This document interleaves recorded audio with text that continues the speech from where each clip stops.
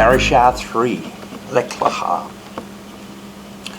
Today's Parashah begins in Bereshit, Genesis chapter 12, which takes us from universality to particularity.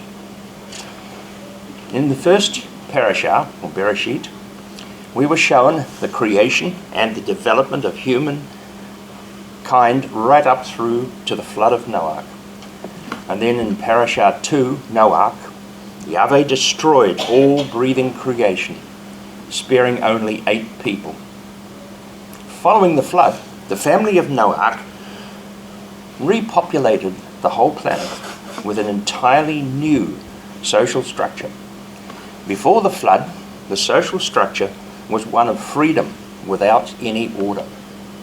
And it was also coupled with intermarriage between the celestial sons of God and the daughters of men. Then following the flood, a tyrannical order developed without any freedom. It was under the rulership of Nimrod.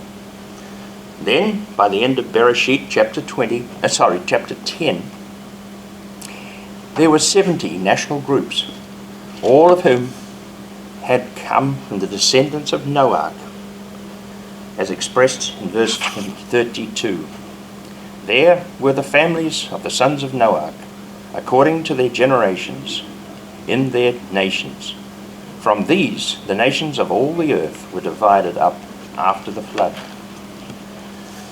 Then in chapter 11, it begins by expressing how the people, following the flood, became united as a single body of God-defiant population, where we're told the whole earth used one language, and it came about that as they travelled from the east, they found the plain of Shinar and lived there. They said to one another, "Come, let us make bricks and bake them in fire," so that they had bricks for building and clay for mortar. Then they said, "Come, let us build ourselves a city with a tower that has its top reaching up into heaven, so that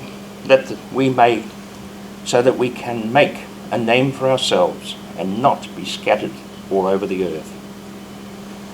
That collective mindset under the rulership of Nimrod resulted in the building of the Tower of Babel. However, their unity resulted in God's deciding to confuse their languages. And as we know, of course, he changed all the languages and they scattered throughout the world. So beginning in verse 10 of that chapter, the narrative then focuses solely on the descendants of Noah's first son, Shem, and climaxes in verse 31 by saying, Terach took his son Avram, Haran's son Lot, and Sarai, his daughter-in-law, Avram's wife, and they left Ur of the Kasdim to go to the land of Caanan. But when they came to Haran, they stayed there. Now the scriptural narrative does not say why Terach took his immediate family away from Ur of the Kasdim, and why he intended to go to the land of Caanan. However, we see that partway through the journey he stopped and settled in Haran. And as verse 32 says, Terach lived for 205 years, and he died in Haran. He never went to Canaan. Terach took with him Lot, the son of Haran. Now Haran was the younger brother of Avram, and he had died while still living in Ur of the Chaldean. Again, the scriptural narrative gives us no indication why Haran died before his father Terach, thus leaving Lot, of course, in the care of Terach. However, there is a Jewish midrash in Bereshit Rabbah, chapter 38, which gives an interesting but rather convoluted reason why Terach suddenly left Ur of the Kasdim. However, we're going to leave that reason unconsidered at this stage. But suffice to say that it was Terach who took his family and headed for Canaan, But it was actually Avram whom God wanted to go to Caanan. Chapter 12 begins with Yahweh calling Avram to leave the city of Haran and go straight to Caanan, along with Sarai, his wife, and his nephew Lot. In verse 2, Yahweh says, I will make you, Avram, a great nation. I will bless you, and you will make your name great, and you are to be a blessing. I will bless those who bless you, and curse anyone who curses you. And by you, all the families of the earth will be blessed. That was a very important and powerful introduction that Yahweh gave to Abraham at the beginning of his journey. They passed through the land until they came to Shechem. Yahweh appeared to Avram and said, to your descendants I will give this land. So he built an altar there to Yahweh. Now this was the first of many altars that Avram built, but it does not say that he made any offerings or sacrifices. In fact, the first sacrifice that is mentioned is in chapter 22 of Parashah, when he took Yitzhak up to Mount Moriah to sacrifice him as a burnt offering. So it appears that Avram had built monumental altars as permanent markers of the places where he had spoken with Yahweh.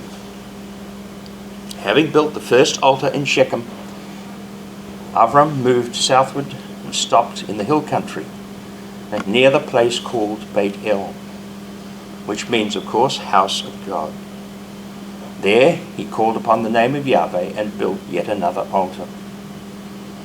Within a short period, Avram had travelled the whole length of Canaan before he sojourned on into Egypt. So upon entering Egypt, Avram passed Sarah off as his sister, which is confirmed as being true in Bereshit chapter 20 verse 12, where he says, she actually is also my sister, the daughter of my father, but not the daughter of my mother. So she is both my wife and my sister. In chapter 12 verse 16, Pharaoh, treated Avram well because of Sarai, and gave him sheep and cattle, male and female donkeys, male and female slaves, and camels. Instead of killing Avram because of his supposed deceit, Pharaoh sent both of them out of Egypt. Avram, Sarah, and Lot all returned to the Negev. And at the opening of chapter 13, we see Avram had returned again to Beit El, where he pitched his tent. The rest of that chapter focuses on Lot, settling in Sodom, where Avram took the high country west of the Jordan River. In verse 14 through 18, Yahweh said to Avram that all the land he could see would become his inheritance and that of his descendants. So Avram walked through the territory until he arrived at the Oaks of Mamre near Hebron. And there he built yet another altar to Yahweh. The die was cast. Yahweh had made a promise to Avram regarding the future of that land. But the covenant still had to be ratified. And that we see in chapter 15. Meanwhile, in chapter 14, we are taken in a different direction, with much of the chapter devoted to the details about the battle between 9 kings of the region. The 4 kings from the north were advancing against the 5 in the southern region, east of the Jordan River. The battle of the northern kings resulted in the peoples of Sodom and the surrounding areas being taken captive, along with Lot. Then in verses 14 through 17, Avram, hearing that his nephew had been taken captive, led a party of 318 men of his own household in pursuit far to the north of Damascus, finally rescuing Lot and all the people from Sodom and Gomorrah. Now on his return, Avram was met by the king of Sodom in the Sheva Valley, where the king said, "Give the people to me and keep the goods for yourself." But Avram refused to take the booty. Instead, in verses 22 through 23, it says, as he raised his arms in an oath to Yahweh El Elyon, maker of heaven and earth, "I will not take so much as a thread or a sandal thong of anything that is yours, so that you will not be able to say, 'I made Avram rich.'" However, immediately before that encounter with the king of Sodom, Avram had an encounter with Melchizedek, king of Shalem, who gave Avram the following blessing: "Blessed be Avram by El Elyon, maker of heaven and earth, and blessed be El Elyon, who handed your enemies over to you." In response to that blessing, Avram gave Melchizedek a tenth of everything he had obtained. That was 10% of all the booty that he had gained by overpowering the kings of the north. However, when we consider carefully the message in verses 17 through 23, we see that the words are profoundly significant, because it appears the king of Sodom and Melchizedek both met Avram in the Sheva Valley at the same time. Firstly, in verse 17, we're told that Avram met the king of Sodom. But next, in verse 18, the narrative switches to the blessing by Melchizedek. Then in verses 21 through 23, the narrative switches back again to the words spoken by the king of Sodom, who was offering Avram all the remaining booty. So what I believe we're seeing here is that Melchizedek, by blessing Abraham in the name of El Elyon, God Most High, was followed by a counter-narrative of the corrupt king of Sodom, who was acting like the voice of Satan. I reach this conclusion because it is a direct reflection of what occurred in the Garden of Eden, when Yahweh God gave his first directive to Adam and Hawa that they were not to eat from the tree of good and evil. That edict was soon countered by Satan himself, using the serpent as his voice to convince Adam and Hawa that it would be to their benefit to eat, because they would gain knowledge of both good and evil. So returning back to the situation of Avram, we see that when he received the blessing from Melchizedek, he gave in return 10% of the booty that he had taken. The king of Sodom followed by offering Avram an opportunity to keep the remaining 90% to make himself wealthy.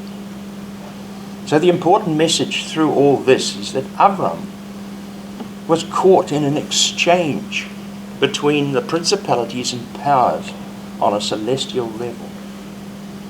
Just as Shaw warned us in Ephesians chapter 6 verses 11 through 13, where he says, "Use all the armor and weaponry that God provides, so that you will be able to stand against the deceptive tactics of the adversary. For we are not struggling against human beings, but against rulers, authorities, and cosmic powers, who are governing this darkness, and against the spiritual forces of evil in the heavenly realm." So returning back to Avram, we can see that he was caught in this battle that was taking place in the heavenly realm at that particular time. However, in chapter 15, it begins with Yahweh giving Avram the assurance that he would care for him. In verses 1 and 2, and then in verse 4, we read, Yahweh came to Avram in a vision, saying, "Don't be afraid, Avram. I am your protector. Your reward will be great." Avram replied, Yahweh God, what good will your gifts be to me if I continue childless? And Eleazar from Damascus inherits my possessions.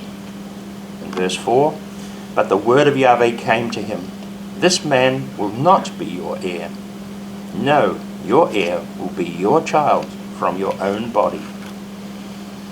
However, Avram still did not fully understand the words of Yahweh and how they could be fulfilled, which is of course a perfectly human reaction.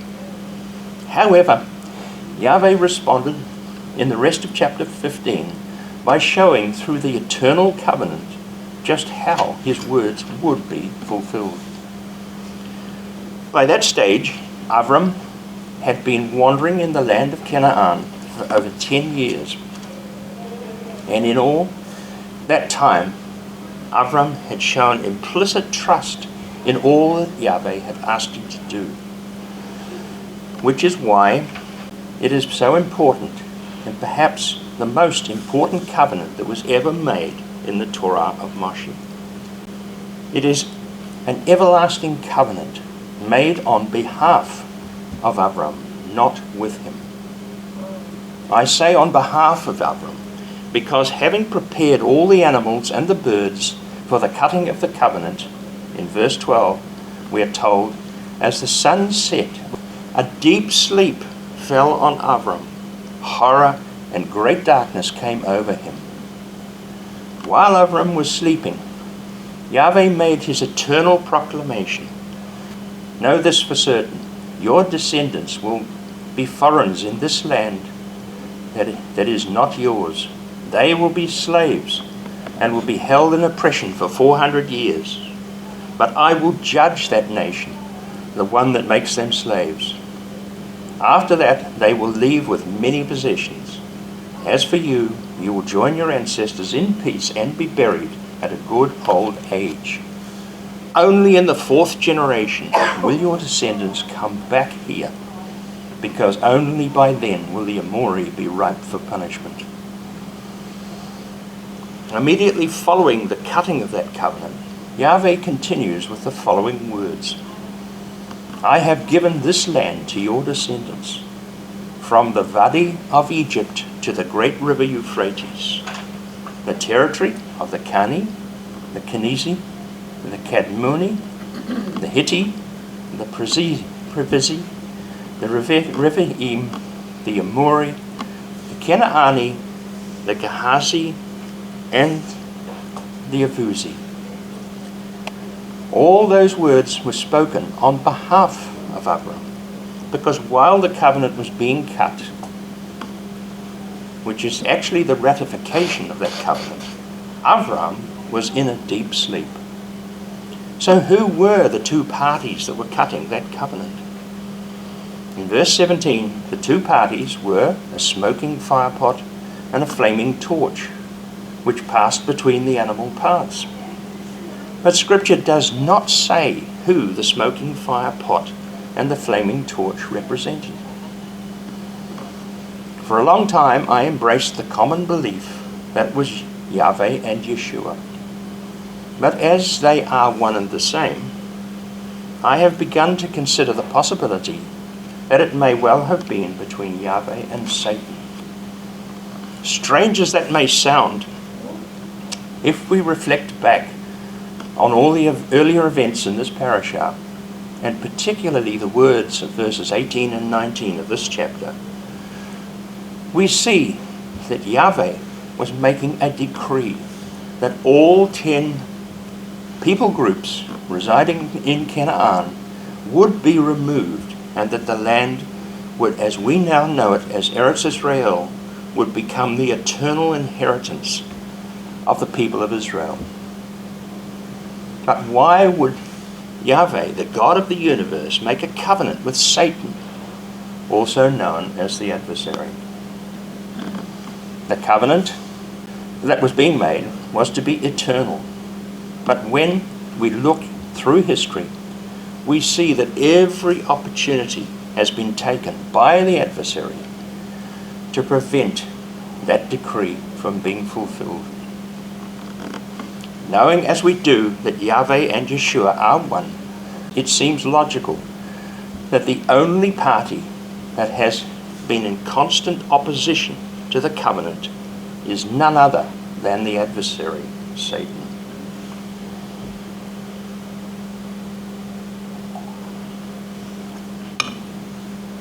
We also know that the ultimate fate of the adversary will be total destruction at the hands of Yahweh, which is reflected in the decree that was made in Gan Eden, in Bereshit chapter 3 verse 15, where it says, I will put animosity between you and the woman, and between her descendant and your descendant, and he will bruise you in the head, and you will bruise him in the heel.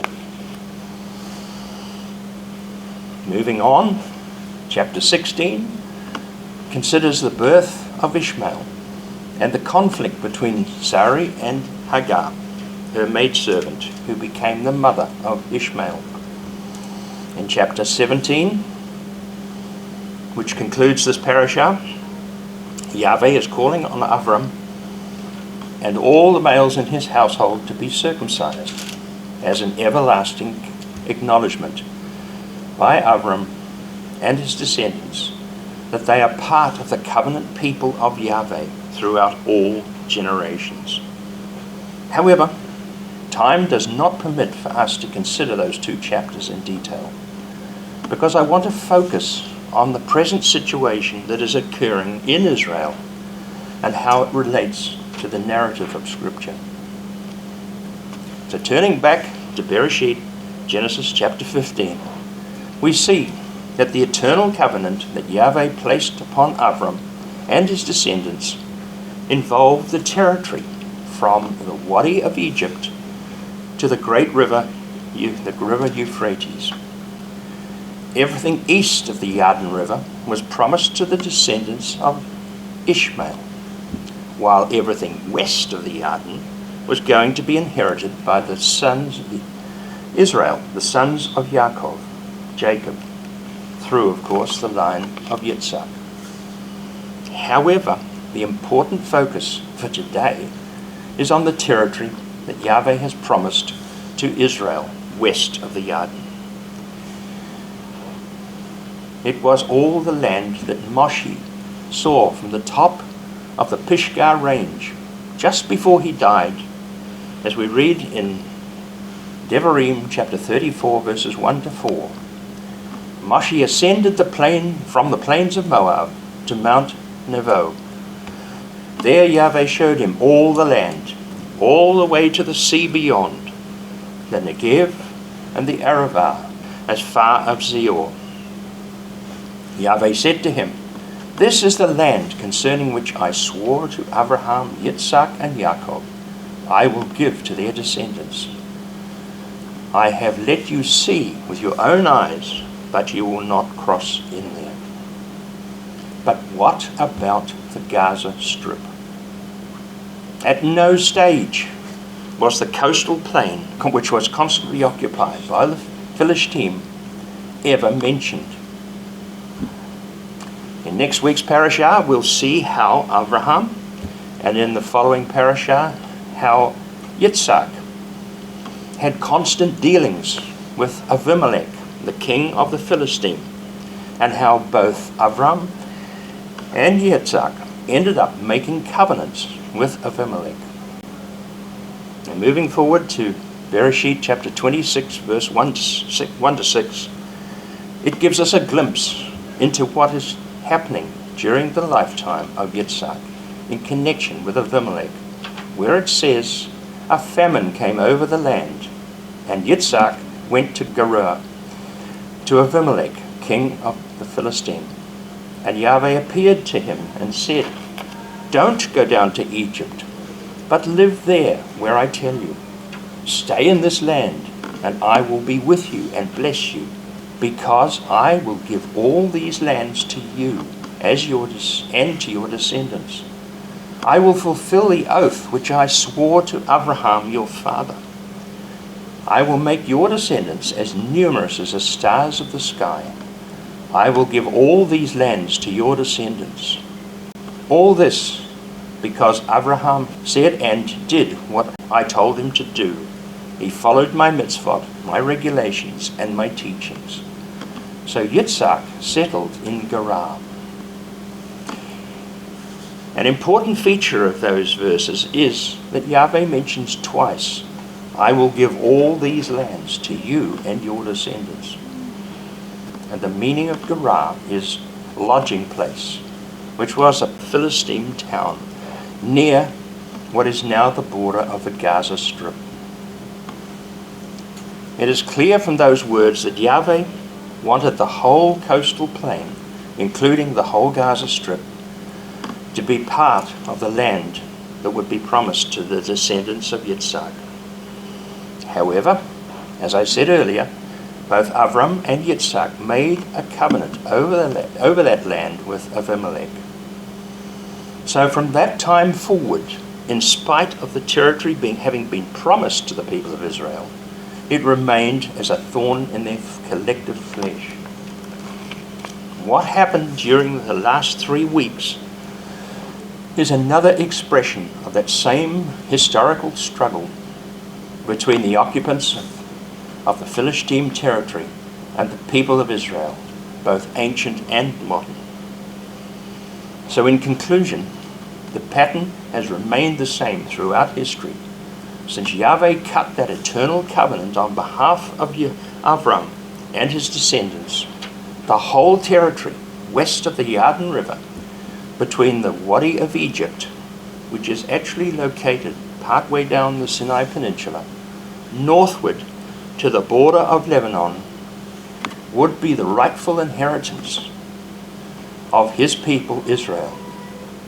And the adversary has done everything in his power to thwart the sovereign plan of God at every opportunity that availed. So what happened on the 7th of October is yet another despicable attempt to prevent Israel from having and enjoying their rightful inheritance. Next Shabbat, we look at Parashah 4, Vayera, in Bereshit 18, chapter 18 through 22. Then we'll look further into the covenant made between Avram and Abimelech and get a broader perspective of this whole current situation surrounding and in the Gaza Strip. Shabbat Shalom.